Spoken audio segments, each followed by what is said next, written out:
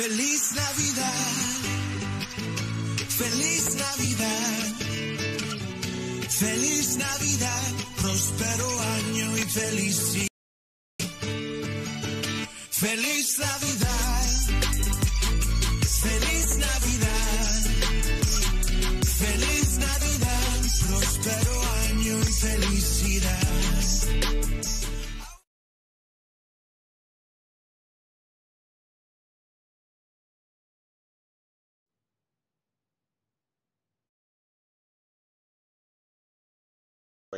I'm telling you right now, sometimes I think that that the universe is just trying to freaking ruin my show, because every time something always is messed up. Welcome to the show, guys. Welcome to We Dig Metal Detecting. I'm your host, Andy. Thank you all for joining. And tonight we got a great episode for you. So tonight we have, let's see, who do we have? We have Chris Bogusis from Australia. Vogus Prospecting is joining us live tonight, and he is going to be, we're going to be talking all about prospecting, kind of giving you a beginner's crash course for those of you who've never prospected, and I've never prospected.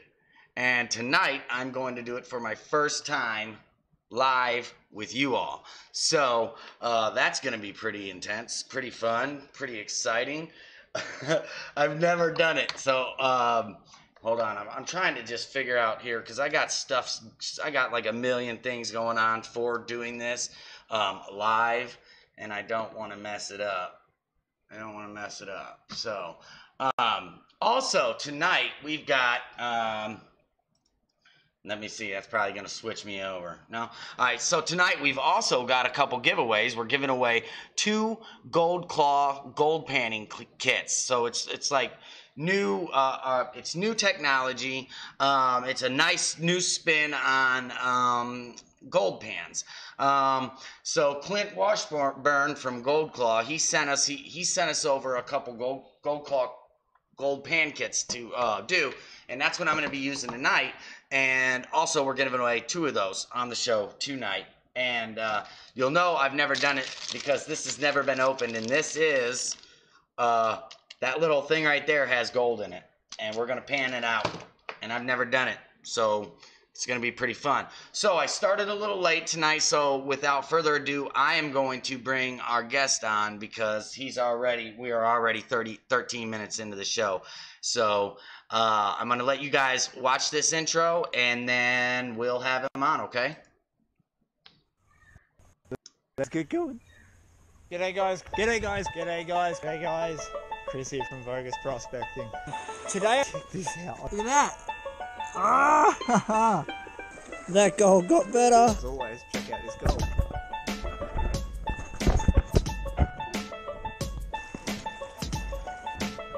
It's nice to get a little sunbaked dollar. I did say this pan was going to be gooder. That is the biggest single sapphire I have ever found. Either I'm hallucinating or I just saw a nugget in my pan.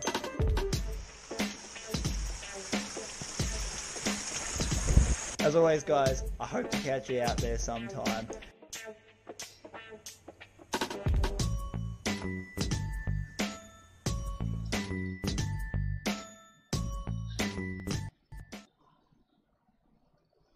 Chris, welcome to the show. Welcome to the show, my brother. How are you doing tonight? All the way from Australia. I got my hamster working overtime to get my internet up to scratch. Yeah, wait a second now.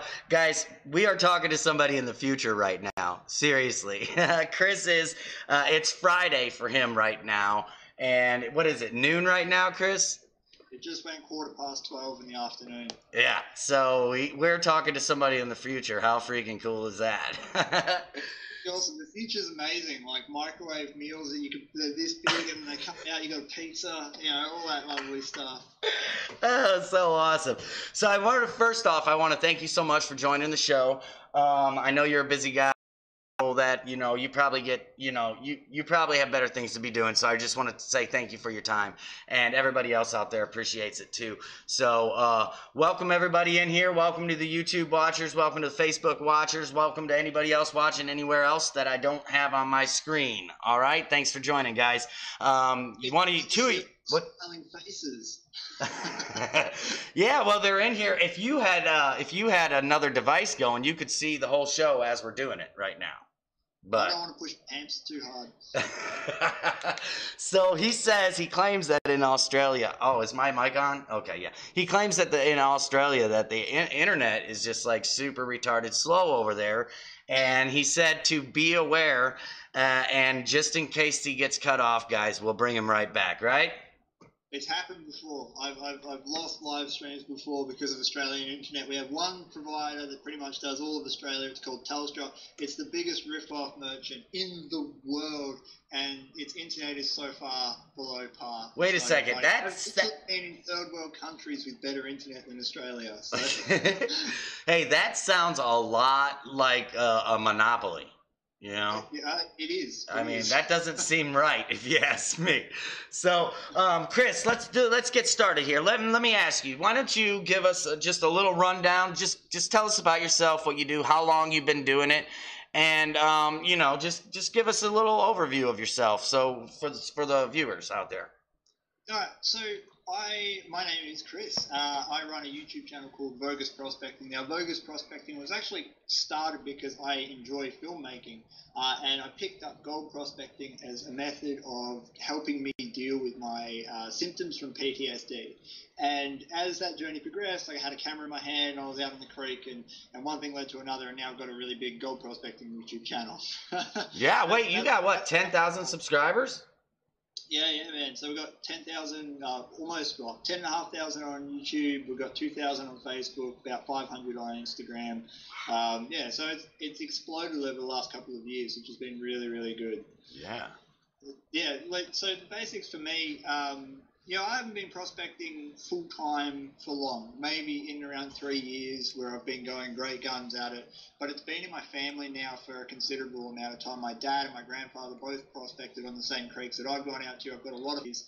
So it's sort of always been around me. And it's just been a natural progression to get into it. But like I said, for me, it was more of a step about getting back out into the bush with dealing with PTSD and things like that. So it was a great key, a great accessor to getting my life back on track.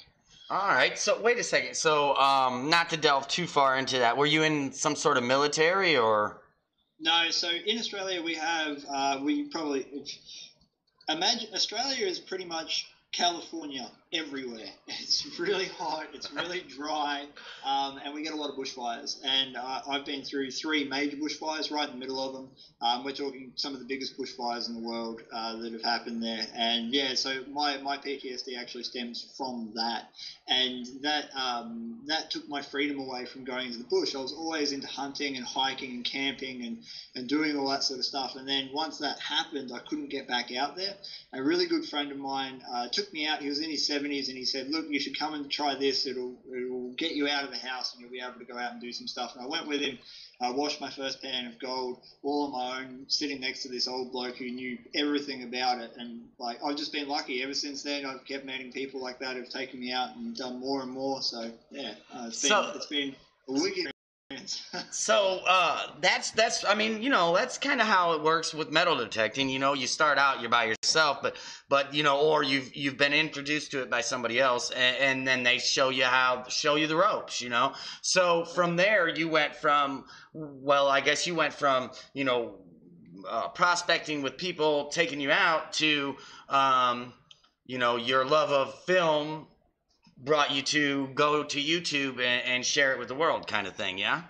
Exactly that. I've always been a person that enjoys learning. I can't sit still. I've got like this overactive mind that if I'm not processing new data, figuring new things out, and trying to understand things that have happened to me in my life or that I'm involved with at the time on a deeper level, then I get really bored. So for me, filmmaking has been a great way of processing that. I can film the process. I can go through what I'm doing. And even when I'm editing my own videos, I discover new things. I discover things that that not even I necessarily recognized at the time. So for me, it was about sharing the knowledge that I had learned from other prospectors like Derek, who taught me how to do lots of the stuff, and Hamish and that have been doing it for 40, 50, 60 years. These guys have been doing it forever. So I got to share that knowledge. But on top of that, it gave me the opportunity to develop my own, sort of like my own curriculum. You know, I would go out and film a video on crevicing, and I would try a new thing. Like Drew, and he brought along a chisel and hammer, a masonry chisel and hammer, showed me a different way of working crevices, and it's just opened up a whole new world. So now I've done a series of videos where I use that equipment, and I do the learning and share it at the same time. And it's just, I think that's why the channel's gone so well, is because people want to learn. People want to know how to do these sort of things. And there's not a lot of people out there who are particularly, this is going to sound mean, but it's not meant like that, is that there are not a lot of people who are particularly good at teaching. When you teach something, you need to be able to connect with the person that you're teaching, and it's different for everyone. Some people are very visual, some people are very hands-on, some people can read about what they're meant to do and then go and do those things. So finding the knack to teach a lot of different people the same thing, and especially when it's a complex subject, it takes a little bit of knack, and I seem to have that knack. And that's, I know, it's just something that I like to share. It's something that I like to do, and it's part of that cinematography. I've always had a camera in my hand filming. I've watched quite a few of your videos since I've been talking to you, so I, just doing my homework or whatever. And I have got to say that after I've watched your videos, I have definitely taken something away, and besides that, it just really made me want to go out and gold prospect. I mean, I'm dead serious. I am dead serious about that. So, so now that being said, you just did, for those who don't know, if you haven't subscribed, you can go to subscribe to his channel. It's right above him. And his page is right above him on the screen. It's Vogus Prospecting, and that's on Facebook and on YouTube. And it's really easy to find, pops right up, no big deal. But if you haven't subscribed, you should go subscribe. And if you are interested in learning any of this, any of his knowledge that he's sharing, he's got a slew of it. I think it was like over 250 videos or something I seen today. It's a lot of videos. Now, is it over 300? 240. We're getting towards 300. Okay, so 240. So he's got like 240 videos. I know they may not all be about prospecting, but a lot of them are. And what I was going to say is he's in this hobby, and for you, it's more. You've went even a little deeper into the hobby. It's not so much a hobby anymore. I mean, really, is it? Yeah, I mean, look, just on that actually, the series that I did, when you go on YouTube, or the internet as a whole, right? You go onto the internet and you say, how to gold prospect, and a million different websites come out, and Reddit blogs and YouTube videos, and all this different information comes at you. And the biggest problem I found with almost any hobby, like I'm into photography and cinematography, right? You type the same things into Google and you get the same sort of misinformation.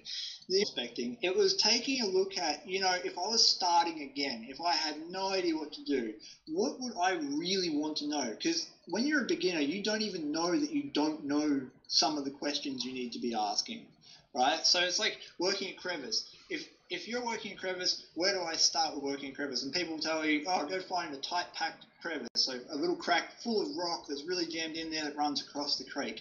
That's what you want to go and do. But they don't tell you that you're going to probably need a pry bar and a chisel to get in there properly. You're probably going to need some sort of brush and a yabby pump, and why you're going to need a yabby pump after all. You're also probably going to need a classifier, because the yabby pump needs a classifier to work.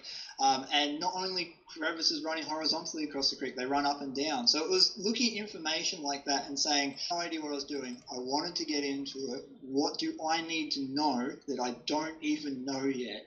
And that's the whole thing. When you talk about the bare minimum of what you need to have to get started in gold prospecting or metal detecting, is first and foremost knowledge. Because if you don't have a knowledge base there, then you're not going to have any success. I can find more gold with nothing more than a spade and a pan than most people can find with a high banker, and it's simply because of the knowledge about how gold moves in the creek. So understanding and getting that knowledge base is your number one most important thing that you can do for prospecting and metal detecting. I mean, at the end of the day, metal detecting is all about research. It's all about finding the ground that was once used for something completely different to what it is today. So you can find the old silver and gold coins and jewelry and bits and pieces like that.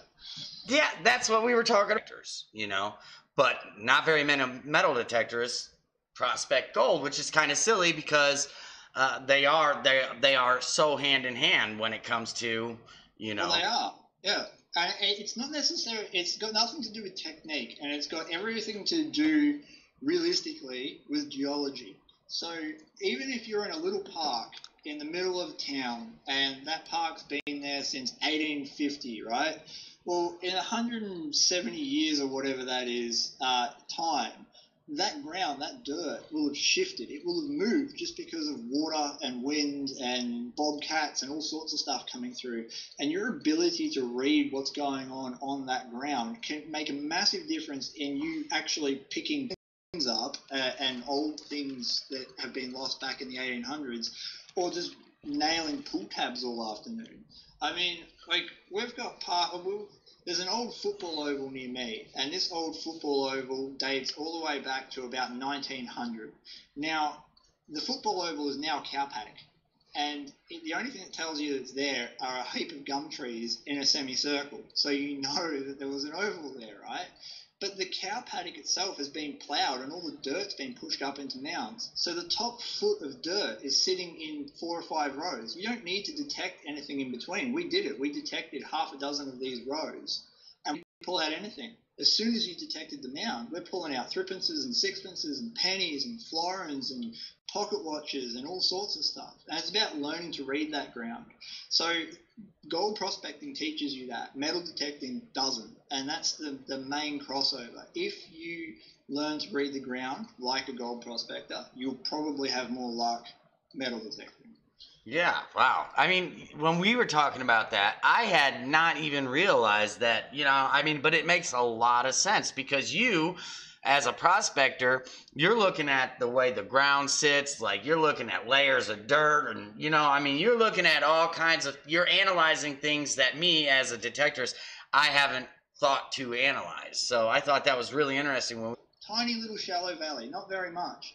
But when you detect in that valley, you find all sorts of stuff. You find all your regular pull tabs and aluminium bottles. I've hit, so, you know. For the people watching right now, all we were talking about is there's a park near my house that I go and detect regularly. And it's on a hill.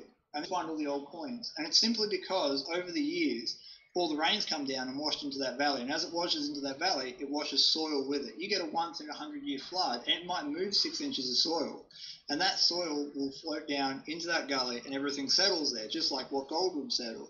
And you can tell that it's been moved because you'll be pulling up pull tabs and stuff from, say, the 80s that are buried a foot deep, which means that dirt is washing in on top of those items because they shouldn't be that deep. They should only be a couple of inches if you're pulling that stuff out.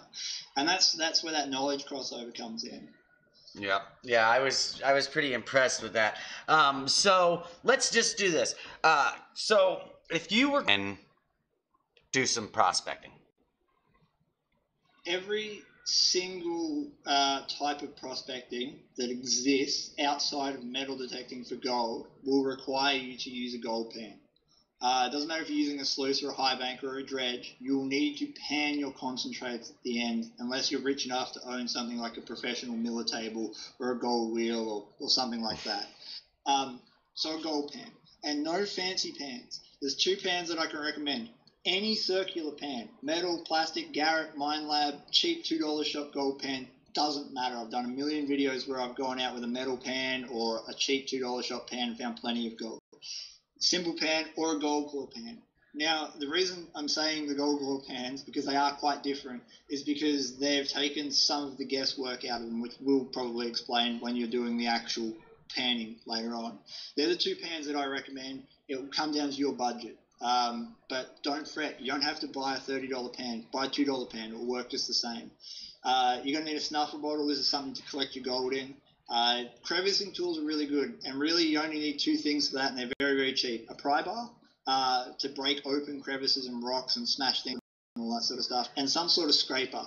A lot of people use a dessert spoon that's been bent up at the end, so you'll have I'll see if I can get it on screen. You'll have the circle like this, and you'll grab it in a vise, and then you'll pinch each side up, and it makes like a really thin little shovel. That's probably enough. If you're really, really desperate for a really strong scraper, just get a screwdriver and bend the top inch of it at 90 degrees, and they work perfect for that. Other than that, good backpack to put everything in. Make sure that you've probably got some decent shoes for hiking, and be willing to get those shoes wet because they're a lot lighter than gumboots. When you go out in gumboots and waders, especially waders, they're very dangerous. So they're likely, even in a small stream, if you fall over in waders, it can drown you. So be very, very careful with waders. But shoes that you can get wet. So there's a company that worked in with me recently. They sent me a pair of their creek shoes, and I absolutely love them. They're called Alita. And Alita make shoes designed to get wet. Spell that for us. Spell that for us. Aleedea. I think that's how you spell it. Yeah, I think I remember seeing something about it, but go ahead. Yeah, but they're something that are worth getting, and this is simply for fatigue. When you're gold prospecting, there's a lot of energy involved in digging, a lot, and it's hard to take the amount of food, and you probably won't want to take a break because you've got gold fever going on. So having lightweight clothing and lightweight backpacks and all that sort of stuff goes in hand with really progressing you forward. And the last thing, which is probably the best thing you can buy, is a yabby pump.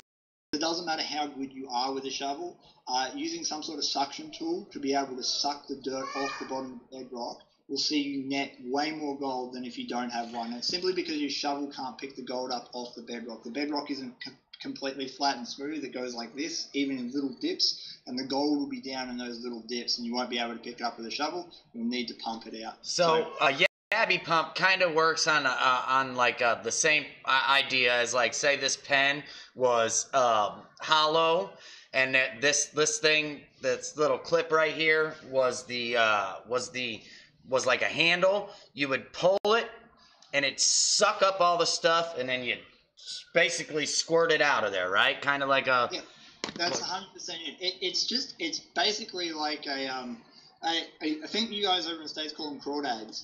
So it's a sand pump. You can get them from fishing shops, but I've got more gold in my yabby pump than any other tool that I own. And all my sluices, everything else combined, yabby pump has collected me way more gold, way more ounces. So it's because it all sits on the bedrock and you can't pick it up. So that's they're your main ones. If you get a yabby pump, you get a scraping tool, you get a little spade, you get one pan, a backpack and some lightweight shoes, you can collect tons of gold, absolutely tons. The guy that taught me how to prospect, he only goes out with those bits of kit, and he will clear an ounce a week from the creeks out. So there's plenty of opportunity with the most basic equipment. Really? So somebody said they couldn't hear you, and I'm like, what? So I turned my volume up. I hope that worked better. Oops, sorry. I could hear you just fine. We're having a great conversation over here. No, but I got the volume up now, so I didn't realize that. But I'll try and do sign language, but I don't know it. So somebody said they're losing feed. I've got my stream is running really great. I've got green go lights on mine, so I've not had any information saying anywhere that I'm losing feed. So I don't know what it must be somebody else. I mean, because I'm good over here. Anyway, what are some of the things you're gonna where would you suggest a complete beginner go start looking or prospecting for gold? What are some of the when you're getting ready to do this, you got all your equipment, the basic gear. There's two trains of thought on it, and it completely depends on where you live. If you're not in an area that has gold and you have to travel considerable distances to get anywhere near a creek that has gold, buy pay dirt online and learn to pan at home. And once you've mastered learning how to actually separate gold from dirt, then book your trip in, plan your trip to go to a gold-bearing area, because there's nothing worse than hitting a creek and not knowing what you're meant to be doing when it comes to using the pan. It will become very frustrating. Newspaper articles. So they were pretty fastidious about keeping records because they were generating a lot of money from investors. So the mine companies would want to put up really good gold totals to entice new investors to their mine and keep their mines operational. They did this by putting, we collected 127,000 ounces last quarter at such and such mine. And then they will give you leads to find out where they are. This is the number one resource that I use. So the first thing I do in Australia, we've got a website called Trove. Trove is a database full of newspaper, magazine, TV, anything that you want to find from back in the day, it's on that site.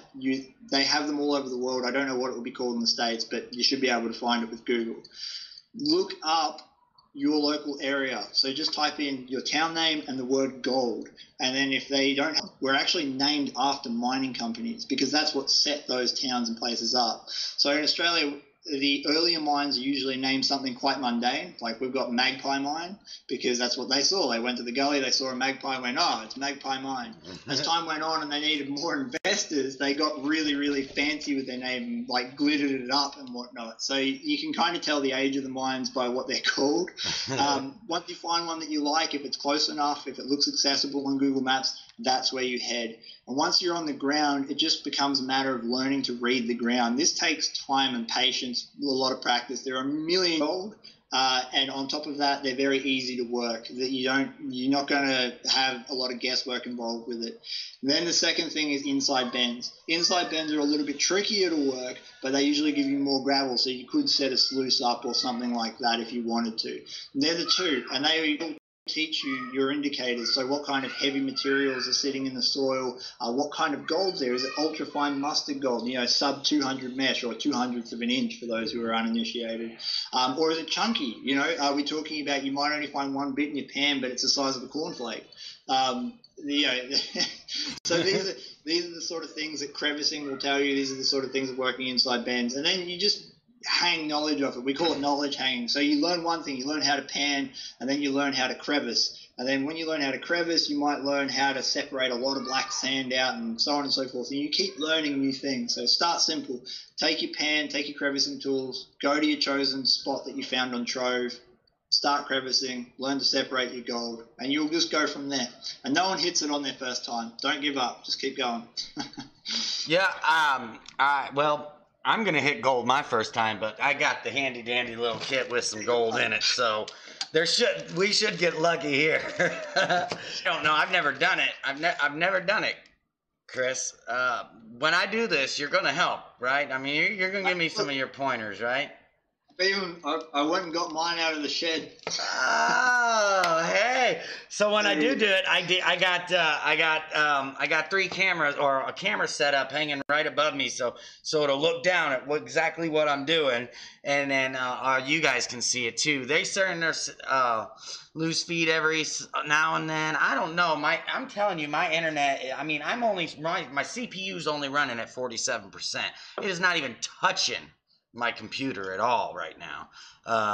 It can't be. I don't think it's my stream at all. I mean, I'm running good, and they're saying volume sounds. I don't know. I got it as loud as I think it should. I don't think it should be any louder. I feel like you'd be screaming at them, Chris, so I'm not turning you up anymore, man. It's honestly probably me in Australia with my caveman technology. No, it's because you're sending signal back. That's what it is. Yeah. It's going backwards, It's probably a little harder to push that backwards. So, that being said, do you think we should try this, or what else you got for us? You got to tell us some. You got any other good stuff you want to be able to? Well, we're going to explain this. We're going to explain it because Clint has very clever, and it should really be explained. I've seen a lot of people online talk about I can't say not liking the gold claw. They say Essentially what they're saying is they don't trust it. And what I've discovered in my time comes back to that knowledge base that I was talking about before. Usually when people don't trust something, they don't fully understand it. When you fully understand something, it's not scary anymore. You can get it. You understand what's going on and why that's happening and so on and so forth. And like everything, there's a little bit of nuance that goes into these pans. To explain basic principle of panning and how it's slightly different with these that makes it easy for you to actually learn how to pan with it. The principle of a normal pan is you dump your dirt in and then you shake it around, swirl it, do all sorts of stuff. And what you're doing is called stratifying dirt. When you stratify something, you're separating lights and heavies. So you're forcing the heavy things to sink to the bottom, and those heavy things sinking to the bottom push the light things up to the top. If you do this in a clear plastic jar, if you take some pay dirt, get a jar, shake the hell out of it and let it sit, you'll see it stratify itself. And that's what in the gold pan. But the big difference between this pan and a normal one is when it comes to removing those light things, you have to manually remove it from a regular circular pan, as the pan automatically does it for you in this one. And that's why it's easy, because the tricky part with gold panning has always been removing the lights. So when you're removing the lights with a regular gold pan, what you're doing is you're washing a small before you re-level your pan, and you shake everything back down to the bottom, and then you just keep repeating that. When you do that, it takes a lot of time because you've got to keep resettling it. It's also a little bit fickle because if you settle your gold to the bottom by swirling it around, you get an even coating of gold on the bottom of your pan. So when that wave comes in on an angle, it can actually rip gold off the back of your pan, and this is where people lose gold with a regular pan. This doesn't have that issue because you never have to resettle the dirt, and that's the trick. This is where a lot of people don't understand how this pan's working. We're not manually removing the dirt. What we're doing with this pan is continuously stratifying it. So the gold and the heavies like black sand and ironstone are always going in this pan. The only hard part is actually dipping the pan back under the water to shake the dirt out of these front riffles. Even that's pretty simple once you understand and know how to do that. There's a note also on the larger pan. See, the pocket pan has these enclosed sides, so the actual riffles here have enclosed edges there on the pocket pan, but they don't have that on the large pan. No. See, in the large pan, they're open. Yeah, they're wide open. A lot of people freak out about those edges that they're going to lose gold, but you won't, because if you're shaking so hard with these pans that the dirt's coming all the way to the edge, then you're doing it wrong. You're being too vigorous with it. Your gold will always be settled in those front riffles, always. I promise you. I'll guarantee you. I've done all the tests. I've sat there for ages doing it. Like I said, my thirst for knowledge, I have to understand how things work, and I flog the hell out of my pans trying to figure it out. So that's the difference. This automatically removes dirt for you, compared to a regular pan where you have to manually do it, and that's why these are easy to use. So with these gold claws, which is that's what two people are going to win tonight. With these gold claws, a lot of people, apparently their big thing with it is because you've got to basically go completely vertical with this when you're panning it. And that's where people get thrown, because they're like, I am not trying to lose my gold. Not because you got to understand when you're panning gold, and for me, I understand it, but maybe some people don't. But even the smallest, teeniest, tiny flake means something. You know what I'm saying? So losing that little flake, right? Treasure hunt. You found that flake, so you don't want to lose it. But FYI, for everyone out there, you're going to lose gold. I 100% guarantee you, every pan, every sluice, doesn't matter what bit of equipment you use, you are losing gold. And eventually you'll get over it. Well, honestly, I seen it in your videos, and I don't know how because I was watching some, and it did seem like, you would do a little test pan, but it was like such a minute amount, you probably were just like, okay, it's here. This is where we're going to do it at. Look, if I do a pan and I pull out 10 little micro dots that are the size of pinheads, some people think that's really cool, and I get it. When you're first starting, you found that gold. But for me, I look at that gold and I go, if it was 200, I would get my snuffer bottle and suck it up. But it's not, so I throw it back. And the only thing that's going to happen is that gold's going to go in the creek, it's going to go further downstream, and it might end up landing in a bigger deposit for me later on. And Right. I give away that much gold. Like, I go out with mates and at the end of the day just dump it in their pan. It's not about the gold. I don't care about it. I just like finding it. As soon as I find it and I see it in my pan, I go, oh, I found it. And then it loses all interest for me. I don't care about it anymore. No, I totally understand. And when I was watching, I was like, why would he just throw those out? But then, when it's like you said, it's just, you know, and it is just going to probably go down the creek somewhere and land in a deposit somewhere where you're probably going to get it later anyway. You know? Most of you find tiny bits of gold like that, it's just gold in transit. It's still moving down the creek for you. So there's a bigger deposit that way or that way. You just got to go and find it. Somebody said when you first go to a creek, well, what's the first thing you will look for when you're looking to prospect it? Flood debris. That's the first thing I look for is flood debris, because gold doesn't move in normal flow. Say you have a thunderstorm, right, and the creek comes up 2 or 3 foot.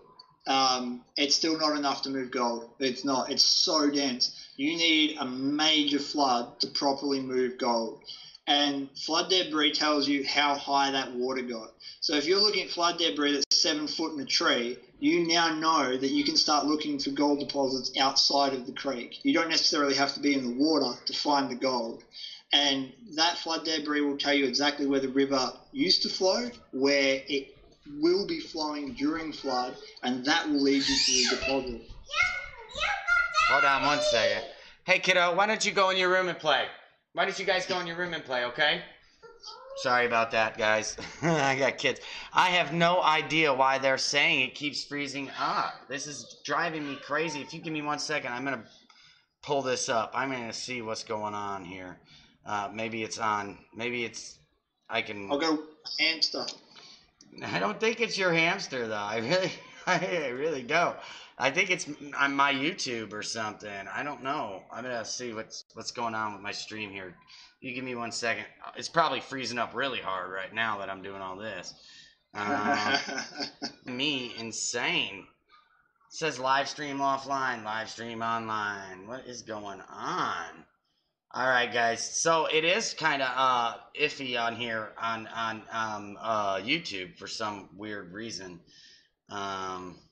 It is. Is it streaming nice on Facebook? I have no idea. It is freezing on YouTube. It's terrible. Let me see. Why is it doing that? Normal quality. Jeez.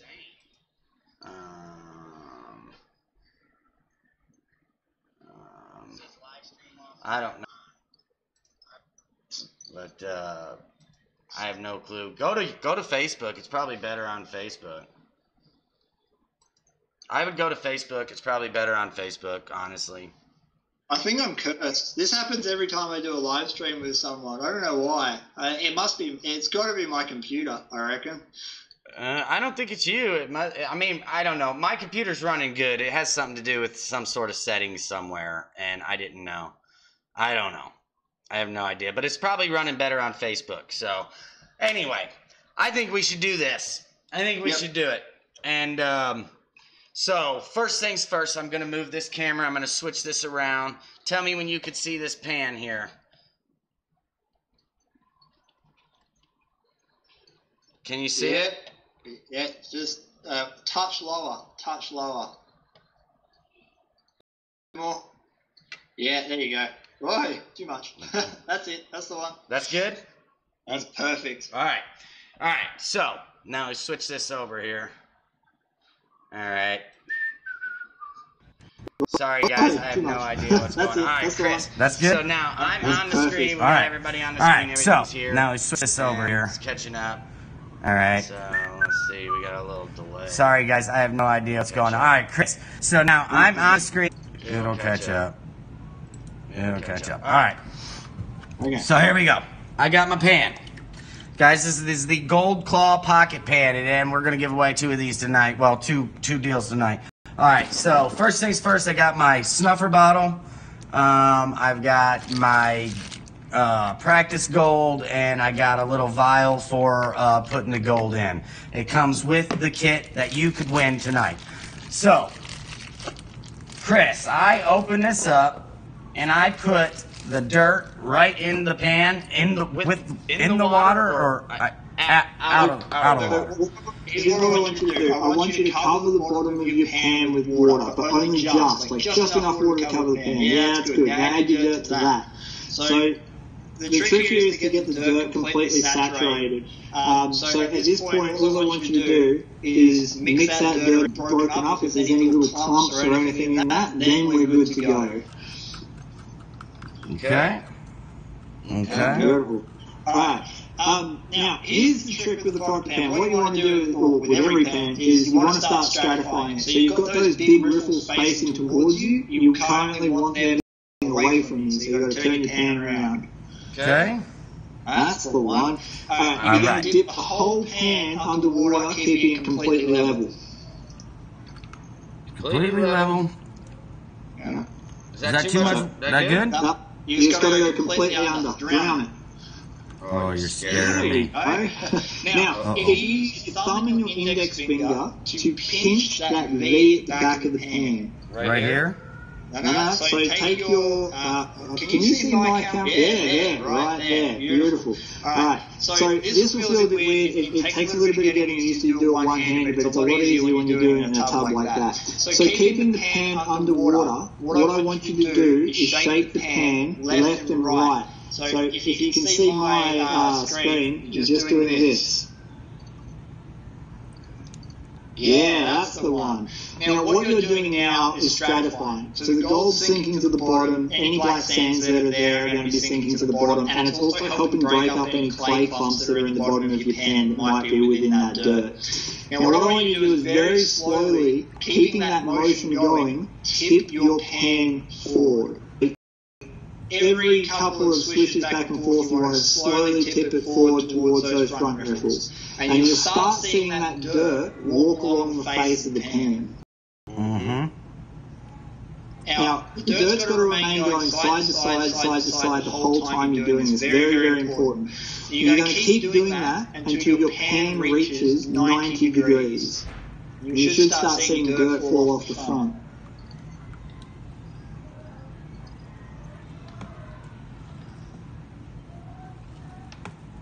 Okay, I'm seeing dirt. Yeah, so once it's at 90 degrees and all the dirt's walked off the front, or a lot of the dirt's walked off the front, what I want you to do is re-level your pan. Yeah, that's the one. Now, this is the tricky part a lot of people don't understand. That dirt that's in those front riffles there, you have to do this with your pan. You're going to dip it down in under the water like that, and then bring it back up so the front riffles are actually underneath the water. So as the water line's here, you're going to dip the pan down and then turn it up so it's still underneath the water. It's a bit tricky in tubs like this. When you're in a creek, you can actually get it nice and deep. Once you've got a little bit of tilt back so those riffles are actually facing sort of up and towards you like this, you just shake and all that dirt will fall back down into the pan. So tilt it back towards you a little bit more as you do it. It's tricky when it's out of the water, that's for sure. Yeah, it really is. We're going to get it. But, oh, okay. I think we got it. Yeah. Okay. Right. So now you're going to use the other side. So you got rid of a lot of the bigger stuff, a lot of the light stuff the first go. What you're going to do is turn the pan around 180 degrees, and you're going to do the same pinch hold, but on the big riffle side. Okay, so on this side. Yep, that's the one. And then I just... You're going to do exactly the same thing that you did with those big riffles to get rid of the dirt, but you're going to take it out over those small riffles at the front of the pan. Now the trick, see that dirt you got up against those big riffles there? Yeah. Yep, you want to swoosh that down into the other side. Yeah, that's the one. So you're going to do the same thing, you're going to run all that dirt over the top of those riffles, and what you should be left with is very, very little dirt. Oh, I see gold. Yeah, I see gold. A bit of a wave slapping on the dirt. You just want that dirt to go nice and smooth side to side. Like that? Yeah, that's the one. Oh my gosh. I see gold, guys. Now, if the gold gets too close to the front, you resettle it. So you dip the pan level again, settle back into that bottom corner. Oh my gosh. So you keep going until there's almost nothing but gold. Almost nothing. You'll always have a little bit of dirt left in there. Oh my gosh.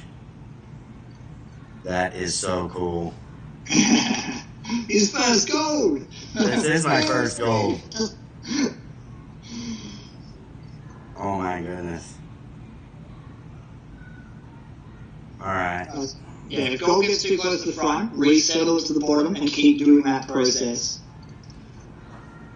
These are actually the pans I take hiking. They're so light and small. I can go up a creek I've never been to. If I just want to go and take some photos or whatever, I'll take one of these and I'll just work crevices. And that's what they're really designed for. They're used for running and gunning. They're not a mining tool. These ones are a prospecting tool. The bigger gold claw pans are what you would take out into the field if you wanted to go and get some serious gold. Oh my god. Look at that, Chris. Can you see it? Up. Up.